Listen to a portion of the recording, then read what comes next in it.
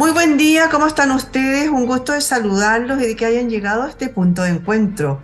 Hoy día tenemos un punto de encuentro con una psicóloga. ¿Por qué dirán ustedes que le gusta hablar con psicólogos, por Dios? Sí, pues claro que me gusta hablar con ellos, porque además hay otro tema. Con el inicio de las actividades ya escolares, todos volvimos ya de vacaciones, llegando a nuestros trabajos, y resulta que nos encontramos con que de repente tenemos un tema, no solamente a nivel de niños, pero también vamos a hablar de eso, eh, a nivel general, con un tema del famoso bullying. ¿Cuánto daño puede hacer en un niño el bullying a cuando somos grandes? De repente nos damos cuenta que estamos marcados por algunas situaciones que vivimos durante nuestra infancia. Vamos a conversar con una psicóloga especialista en el tema. Ella es psicóloga infanto-juvenil. Ella se llama Isidora López y es psicóloga y además trabaja en el Centro de Salud de San Bernardo de la Universidad de los Andes. ¿Cómo estás tú? Muy buen día, muchas gracias por recibirnos. Buenas tardes a todos. Agradezco un montón el espacio porque es importante visualizar estos temas también de salud mental, ¿verdad? Y sobre todo en la población infanto-juvenil que de repente queda un poquito rezagada y estos espacios son tan fundamentales, ¿verdad? Así que agradezco también ese espacio.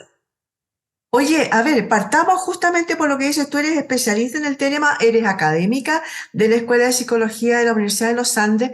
Me gustaría saber, por la parte que partimos, por lo que comenzamos, de repente hay mucho bullying en los colegios, obviamente dados por sus pares, a veces por niños mayores de cursos superiores, a veces incluso sin darnos cuenta, sucede con apoderados, con papás, con otros papás, con otros profesores, incluso con educadores, y uno no se da, bueno, yo supongo que no se dan cuenta del daño que le puedan producir a ese pequeño, porque a veces lo superan, pero a veces no. Cuéntanos un poquito qué pasa ahí con ese tema de la persona que recibe bullying. Porque es flaco, porque es gordo, porque es feo, porque es bonito, porque le va bien, porque le va mal, por cualquier cosa en realidad, ¿no? Cuéntanos. Exacto. Mira, me parece un poquito como dar un contexto breve. Ujú. En el fondo, bueno, el bullying lamentablemente es una problemática de la convivencia escolar que se ha venido dando hace muchos años, ¿verdad? Pero ahora en el fondo tenemos un problema de violencia escolar y de convivencia escolar mucho más agudizado que lo que teníamos anteriormente, que es un poco los estudios que empiezan a salir ahora sobre los efectos de la pandemia en el fondo, donde obviamente la población infanto-juvenil y adolescente salió muy perjudicada. Y uno de los grandes caídos en salud mental de la pandemia fue el tema de las habilidades sociales. Muchos niños en edades muy críticas del desarrollo no pudieron adquirir ciertas habilidades sociales que adquieren en los colegios, y otros también como que se vieron perjudicadas sus habilidades sociales. De alguna forma como que se nos olvidó o tuvimos más torpeza al momento como de enfrentarnos de nuevo a nuestros compañeros, nuestra sala de clase. También veníamos con profesores con altos niveles de estrés, ¿verdad? Apoderados también, situación económica, país, etcétera. Entonces, ahora tenemos problemas de violencia escolar bastante graves en los colegios. De hecho, bueno, el ministerio ha hecho hartas cosas, la Defensoría de la Niñez ha sacado hartas publicaciones, y en el fondo ahora los colegios, por ejemplo, tienen encargados de convivencia, porque realmente es un tema, como dices tú, que puede determinar mucho como la salud mental de un niño, en el fondo, o de un adolescente. Otra cosa importante que tocaste tú, que efectivamente esto no discrimina ni sexo, ni edad, ni apariencia física, o sea, todos de alguna forma son como vulnerables a sufrir bullying. Tanto la víctima como el victimario necesitan ayuda en el fondo. Eso es importante como recalcarlo. O sea, el victimario también está de alguna forma manifestando cierta sintomatología de salud mental, ¿verdad? Y un poco los efectos como principales, lamentablemente hay un montón de efectos a nivel de salud mental, pero un poco lo que nosotros más vemos es que pueden desarrollar psicopatologías que son bastante prevalentes hoy en día, como los trastornos ansiosos depresivos, falta de autoestima, problemas en el autoconcepto, mucha pasividad. pérdida en el goce en las actividades que ellos hacían anteriormente, fobias escolares, por ejemplo, que los niños no quieran ir al colegio, o el adolescente no quiere ir al colegio. Y es un tema sensible, pero igual es importante mencionarlo, incluso y podría llegar hasta el suicidio en el fondo, y a las autolesiones. Eh, Porque finalmente, imagínense un niño y un adolescente que está como sostenido, o sea, en el fondo va al colegio y está sometido a un estrés constante, en el fondo, que no para. Y antiguamente tal vez pasaba que los niños eran molestados en el colegio, pero después llegaban a su casa. Y ahora tenemos el problema del ciberacoso también. Entonces es algo que puede darse 24/7, generando un trauma muy significativo como las relaciones interpersonales y cómo ese niño adolescente se mira a sí mismo y cómo eso puede perjudicar sus relaciones personales, de pareja, la relación con los hijos, ¿verdad? Tiene consecuencias como muy profundas en el fondo. Y como dices tú, es un problema muy multiproblemático, como en el fondo se puede dar con apoderados, porque se puede dar con docentes, porque una de las características del bullying es que se tiene que presentar cierta simetría en el fondo, en la relación entre el victimario y la víctima, ya sea por poder, por el cargo que tiene la persona, por la autoridad que tiene la persona sobre el niño o el adolescente. Tiene que ser también en un rango de tiempo como extenso, y tiene que haber una intención de hacerle daño a la otra persona. Tiene que haber una intencionalidad de generarle como un mal a la víctima. Oye, yo te comentaba el tema de que de repente hay otros papás, hay incluso educadores, personas que, los mismos profesores de repente, como que por tratar de bajarle el perfil al tema, le dan el favor, llamémosle, al victimario más que a la víctima, ¿no? Como, no le hagas caso. La típica que, no le hagas caso. Pero hay niños que son más susceptibles, que son más sensibles que otros. ¿Por qué siempre se decía, por ejemplo, las personas de mi edad, que también sufrimos bullying, también tuvimos, a lo mejor fuimos al revés, fuimos nosotros los que hicimos bullying a algunos más débiles de alguna manera? No sé, tenemos una sensibilidad especial, digamos, para encontrar a la persona más débil y hacer que le duela donde le duele, ¿no? Parece ser que por ahí va un poco el tema del ser humano. Pero, a ver, siempre se dice que en mi época yo también sufrí bullying y lo más bien que lo supe llevar. Supe salir de ello, me enfrenté a lo mejor, eh, o simplemente no les hice caso, como decían. Los varones siempre decían, afuera nos pegábamos un par de puñetes afuera a la salida del colegio y se acababa el tema y al día siguiente estábamos jugando a la pelota juntos. ¿Por qué eso ha cambiado? El tema de la violencia puede ser exagerada hoy día, en cambio en ese tiempo no era tan terrible, nadie se mechoneaba ni aparecían con cuchillos ni nada por el estilo. Cuéntame en qué varió eso, o es que realmente hoy día estamos más sensibles de piel, como dice la gente, tienen la piel suavecita. Exacto. Mira, yo creo que nos pasa mucho que los adultos y en la consulta los papás nos dicen lo mismo, como, pero a mí también me molestan y no es tan grave, tienen que desarrollar la tolerancia a la frustración, que de alguna forma obviamente hay cierta frustración óptima que nos permite también desarrollar herramientas y todo que tiene que ver obviamente con las relaciones interpersonales, la resolución de conflictos, que incluso se da en la relación con los hermanos, ¿verdad? Pero hay una frase muy bonita que dice como, la gente dice como a mí no me generó ningún trauma, pero tal vez la persona sobrevivió a pesar del trauma y tal vez hay consecuencias a nivel adulto que la persona no es tan consciente, como somatizaciones, por ejemplo, problemas con las relaciones de pareja, problemas de la autoestima que tal vez no lo han ligado a sus experiencias más tempranas en el fondo, pero es muy difícil que nos genere de alguna manera alguna huella psíquica de alguna forma.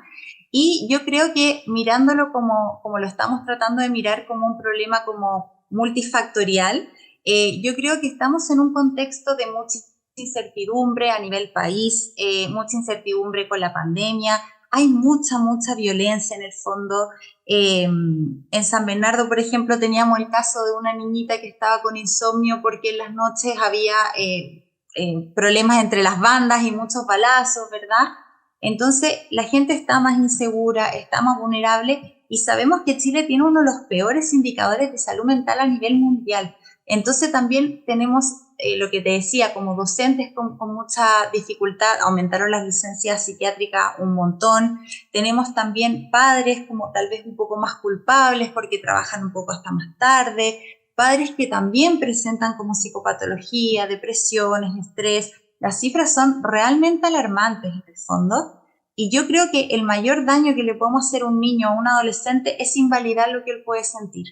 El decirle, no pasa nada, no pasa nada, esto es normal, no te está haciendo nada, y estamos invalidando que ese niño o ese adolescente está sintiendo algo, está percibiendo algo, lo que él siente es real.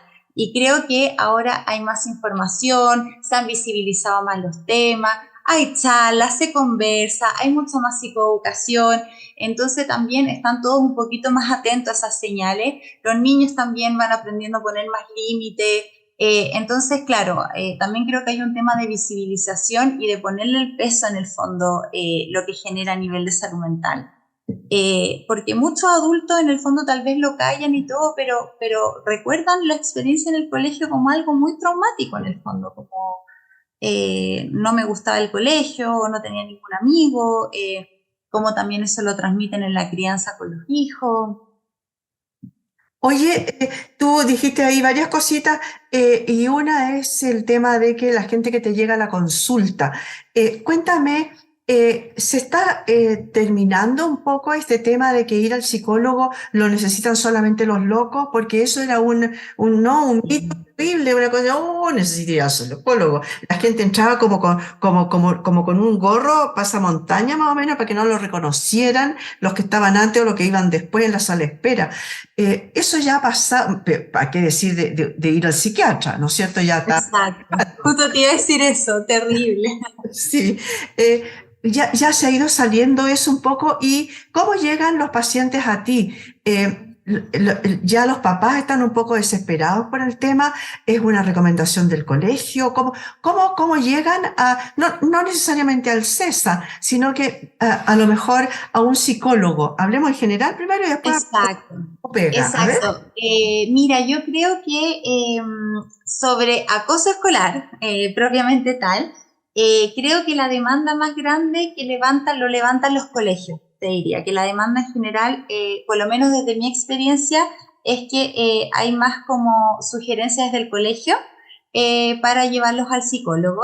Y también hay demanda espontánea de los papás cuando han visto que tal vez las intervenciones que ha hecho el colegio o cómo se ha manejado el tema no han sido lo suficiente y que el niño o el joven está experimentando ciertas conductas o síntomas que a los papás le preocupan, que son papás tal vez como más sensibles, observadores y en el fondo les preocupa mucho como el desarrollo socioemocional de sus hijos y validan la experiencia en el fondo. Y muchos también siguen la recomendación del colegio tal vez sin estar tan de acuerdo como con que vayan al psicólogo o seremos muy exagerados. Y ahí en el fondo también un trabajo de nosotros de psicoeducar y conectar a esos papás con las necesidades emocionales de los niños en el fondo.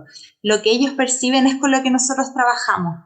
En el fondo eso es como bien fundamental y siempre se expresa de alguna forma, ¿verdad? Como te comentaba, desde algo más ansioso, desde algo. Y con lo que tú me comentabas como el estigma que hay como con el psicólogo y con el psiquiatra, por ejemplo, tenemos el caso de Argentina que es lo más común que hay, o sea, todas las personas van al psicólogo, todas las personas van al psiquiatra, lo encuentran incluso en inversión de autoconocimiento, de herramientas para la vida.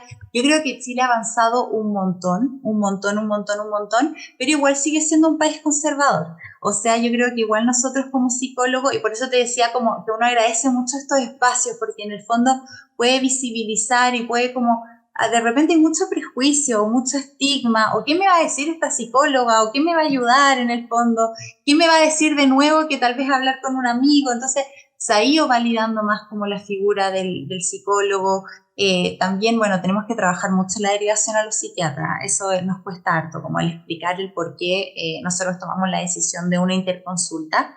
pero ya los papás en el fondo como con harto trabajo van bajando la resistencia y van entendiendo un poquitito más de qué se trata todo esto, de qué se tratan las terapias, etcétera. Qué bueno. Oye, y cuéntame ahora el tema del Centro de Salud de San Bernardo, desde la Universidad de los Andes. Cuéntame cómo llegan a ti, porque, a ver, yo supongo, yo sospecho y he sabido de algunos colegios, no sé si es obligación de los colegios, tienen un psicólogo propio, que Es obviamente forma parte de el establecimiento y por lo tanto es gratuito, pero muchas veces a lo mejor no dan abasto, no sé, ¿cómo llegan a ti? ¿Llegan también por los colegios, derivados por los colegios? ¿Llegan como una invitación particular en Buenas Cuentas? ¿Cómo se llega? Claro, lo que pasa es que hay una diferencia entre psicólogo vocacional, que es el que está en el establecimiento, que nosotros agradecemos un montón porque hacemos mucho trabajo en equipo, y está el ¿Ya? psicólogo clínico, que para ponerlo en palabras fáciles es el que está en la consulta, ¿verdad? Y hace el proceso diagnóstico y el proceso psicoterapéutico. El rol del educador, como, o sea, del psicólogo vocacional, tiene como cierto límite en el fondo. Ellos pueden hacer como una evaluación general, pueden levantar ciertas preocupaciones, pueden hacer un acompañamiento con los niños, pueden hacer cosas preventivas, talleres, pero en el fondo ellos no pueden hacer terapia en los colegios en el fondo. Pueden hacer una que otra intervención, pero su rol está suscrito como a otras cosas, como más que ver con la convivencia escolar, con el seguimiento, con, por ejemplo, la comunicación con los especialistas externos. Ellos hacen el seguimiento con los especialistas externos, ven cómo pueden ayudar al niño dentro del colegio. Entonces, por eso ellos tienen que externalizar y derivar, en el fondo, a terapia. Y nosotros tenemos como varios colegios que ya conocen el centro, porque lamentablemente, y ojalá si esto no fuera así, la salud pública en salud mental te pueden dar hora para un año más o es súper irregular. Ahí estamos muy en el debe. Entonces, obviamente, los papás optan por algo más particular y ellos efectivamente llaman al centro y se les pone en la lista de espera y nosotros en el fondo es un centro asistencial pero también docente, entonces yo también tengo a cargo alumnos en práctica, por eso también es un arancel más adecuado y todo, y en el fondo ellos quedan en la lista de espera y nosotros coordinamos el ingreso de esos pacientes al centro. Oye, ahí tú nombraste una cosa que es fundamental y el tema de los estudiantes en práctica. Tengo entendido que tienen salas especiales incluso donde ustedes, los chicos están, van a atención, pero ustedes los están monitoreando. Porque muchas veces el papá dice, ah, no, un estudiante en práctica no sabe nada, no sirve, ¿para qué voy a perder el tiempo, etcétera? Sácanos un poquito de ese lío, por favor, Obvio, por de ese supuesto. mito. Y yo Cuenta. creo que una aprensión también súper válida, ¿o no? Como en el fondo Mm. uno está llevando uno está poniendo como la salud mental, el desarrollo socioemocional de mi hijo en otra persona, sus dolores, sus cosas más íntimas, íntimas de la familia también. Pero en el fondo es el rol docente, los alumnos están sumamente acompañados. Por ejemplo, yo tengo 4 alumnos en práctica que solo dependen de mí, tenemos muchos profesores, ellos están en sala espejo, en el fondo ellos observan a través de la sala espejo eh, cómo está atendiendo el paciente, me ven atender a mí también, tenemos supervisiones psicológicas toda la semana, supervisiones psiquiátricas toda la semana, hay supervisiones de diagnóstico, hay supervisiones neuropsicológicas, ellos no pueden tomar más de 2 pacientes, es un ambiente súper resguardado, súper ético, muy prudente. Si nosotros estimamos que tal vez hay un caso más complejo y no es para un alumno, lo derivamos al lugar específico.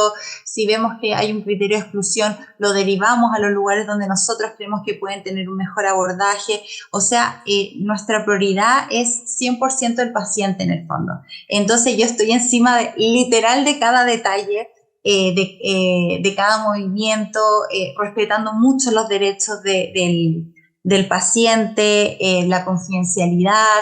Los pacientes firman un consentimiento informado, nosotros les explicamos de qué funciona todo esto y obviamente acogemos todas las inquietudes o miedos que puedan tener en el fondo. Uno les explica que yo soy la docente, que voy a estar atrás de todo el proceso, etcétera. Perfecto. Oye, así que en buenas cuentas es casi como si tuviera una doble consulta, ¿no? Porque está con la persona y además están contigo. En el caso tuyo, hay otros profesionales que también hacen lo mismo. Cuéntame, más allá del bullying, ¿cuáles son las patologías, digamos, que más recurrentes que te llegan en el centro? A lo mejor no sé, me vas a hablar del tema alimentario, no sé, cuéntame qué es lo que ves tú. Tú tienes Sí, una radiografía ahí. exacto. Mira, a nivel nacional, en el estudio de la Defensoría de la Niñez salió que los trastornos más prevalentes eran los trastornos del ánimo, los trastornos ansiosos y las autolesiones en los adolescentes. En nuestro caso, nos llegan muchos, en el CESA nos llegan muchos casos de desregulación emocional, que en el fondo también tiene mucho que ver con las pantallas, que eso es otro tema que desregula mucho a los niños. Entonces hay problemas un poco de ira, del control de impulsos, de la tolerancia a la frustración, trastornos de conducta posicionista, nos llegan altos trastornos de conducta, mucho ansioso depresivo, y en los más adolescentes nos llegan hartos temas de identidad, como problemáticas con la identidad, sí lamentables factores de riesgo como consumo problemático de estupefacientes o de alcohol, también como formas de regularse poco sanas, como con la comida o con, en el fondo, anestesiarse con el alcohol o las lesiones, las autolesiones. Eh, yo creo que eso es como lo que más recibimos, de todas maneras, de todas maneras. Y temas Oye, vinculares, dificultades como en familias más multiproblemáticas. bueno, ahí tengo dos preguntas. Una, ¿qué son el tema de las autolesiones? Y lo otro es, ¿cuán responsables somos los papás, los adultos, los que vivimos más que los papás, los que vivimos en el entorno de ese pequeño o adolescente? ¿Cuán responsables somos nosotros de la educación que le estamos dando y de, por lo tanto, que crezcan llenos de traumas? Porque siempre se dice, ay, los niñitos de ahora son mantequita. Cuéntame. ¿Cuál es tu sensación respecto de eso? Mira, para la primera pregunta, las autolesiones son en el fondo cuando el adolescente, a veces niños, pero es menos común, tienen obviamente por etapa del desarrollo, por desarrollo cognitivo, mucha mayor impulsividad también.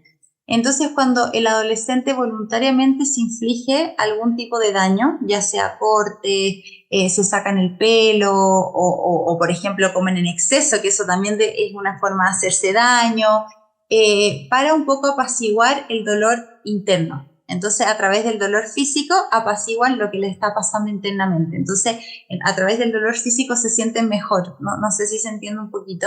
Y tratan como de apagar un poco como el dolor emocional en el fondo. Y tienen como pocas estrategias de regulación emocional, ¿verdad?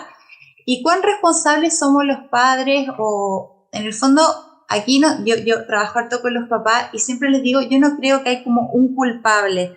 Y los papás vienen con un montón de culpa y yo creo que aquí no es como, la idea es como si tú eres culpable o tú no eres culpable, sino entregar herramientas como, y creo que acá todos los actores de la vida de un niño o adolescente, que en general tiene mucho que ver con el colegio, tenemos cierta responsabilidad de poder también prevenir. Si en el fondo yo creo que el trabajo más importante es la prevención, y eso no existe. O sea, llegamos tarde siempre. Llegamos cuando ya el adolescente se cortó y hay que mandarlo al psiquiatra de manera urgente porque en el fondo obviamente está en riesgo su vida o la de los demás. Entonces creo que es necesario hacer más programas de desarrollo emocional, más programas de autorregulación, más programas de habilidades sociales, de los buenos tratos, del desarrollo de la empatía. Creo que es por ahí la clave en el fondo y que eso también participen apoderados, formar a los docentes. Los papás muchas veces no tienen tampoco las herramientas. Siempre decimos los papás hacen lo que pueden con las herramientas que tienen y con la historia de vida que tienen, ¿verdad? Entonces, ¿cómo también orientar a esos papás de poder en el fondo involucrarse en la vida de los niños y los adolescentes, fomentar la comunicación, conocer a los amigos de sus hijos en el fondo, ver lo que está pasando en el colegio, como involucrarse un poquitito más activamente como en la cancha, no desde la vitrina en el fondo, sino desde la cancha también.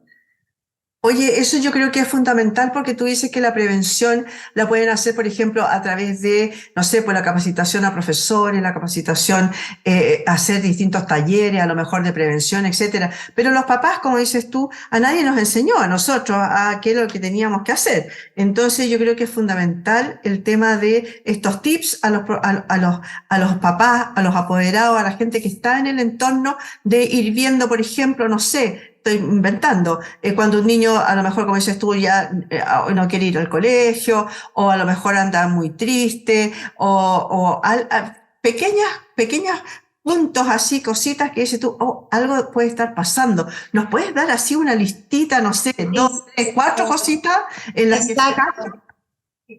Yo creo ahí que lo fundamental, como dices tú, es ver si hay un cambio, lo primero, algún cambio como significativo tanto en la conducta como en el ánimo del niño o del adolescente, que a nosotros nos llame la atención porque obviamente conocemos a nuestro hijo. Entonces, por ejemplo, este niño le encantaba el fútbol y no quiso ir nunca más a fútbol. O, por ejemplo, nunca más se juntó con sus amigos, o quiere estar acostado todo el día, o el niño está excesivamente demandante con los papás, por ejemplo, o empieza a narrar que no quiere ir al colegio. Entonces, creo que en el fondo hay un montón como de banderitas rojas, ¿verdad? Pero yo creo que los papás, como para poder simplificárselo y decir, bueno, ¿cómo lo hago? Es estar muy atento y siempre monitorear si hay cambios en el ánimo o en la conducta de mi hijo, sea cual sea en el fondo. Eso ya es una banderita roja. Que en el fondo eso no significa que inmediatamente tengamos que consultar al psicólogo ni nada, pero eso sí requiere como un monitoreo en el fondo. Tal vez preguntar al colegio lo que ellos ven también, en el fondo como no decir de repente como que uno tiende a minimizarlo, es una etapa, ya se le va a pasar, que también puede ser en el fondo, hay una crisis del desarrollo propia de los adolescentes y todo, pero siempre hay que estar como atento a esas señales, ¿verdad? Aumento en el apetito, disminución del apetito, insomnio o que duerme mucho, o bajó mucho de peso, subió mucho de peso, eh, está más irritable, ya no habla con, no se relaciona con la familia, como que hay varios como indicadores en el fondo. Muchas gracias le damos a Isidora López por haber conversado hoy día con nosotros, psicóloga, especialista en psicología infanto-juvenil, académica además de la Escuela de Psicología de la Universidad de los Andes y trabaja como psicóloga en el Centro de Salud de San Bernardo. Muchas gracias por estar con nosotros hoy día, nos esclareciste así un panorama general sobre estos cabros chicos y los adolescentes. Exacto. Y lo último, para no alargarme demasiado, lo último es que cuando los papás sientan que les faltan herramientas y que es súper válido y que no saben cómo orientar este tema y se sienten perdidos, consulten. Y una invitación también a que puedan consultar en el CESA, los vamos a recibir con el mayor de los cariños, con el brazo abierto y siempre tratando de buscar lo mejor para ese niño o ese adolescente. Consulten sin miedo, es súper válido que estén asustados y que no sepan cómo hacerlo. Muchas gracias de nuevo, Isidora. Que estés muy Gracias a bien, que ustedes. vaya súper bien. Ojalá que necesiten muy poco de tus conocimientos y de tus... Exactamente, Yo creo que, claro, en el exactamente. fondo, sí, ojalá que fuera así, pero por los índices que tenemos, no solamente en Chile, en el mundo en general, bueno, en Chile está muy agravado, ojalá que esto vaya variando y que se vaya tomando conciencia sobre este tema. Muchas gracias, le damos a Isidora López una vez más. Muchas gracias a ustedes, señoras y señores, por haber estado hoy día en este punto de encuentro. Muchas gracias, que estén bien.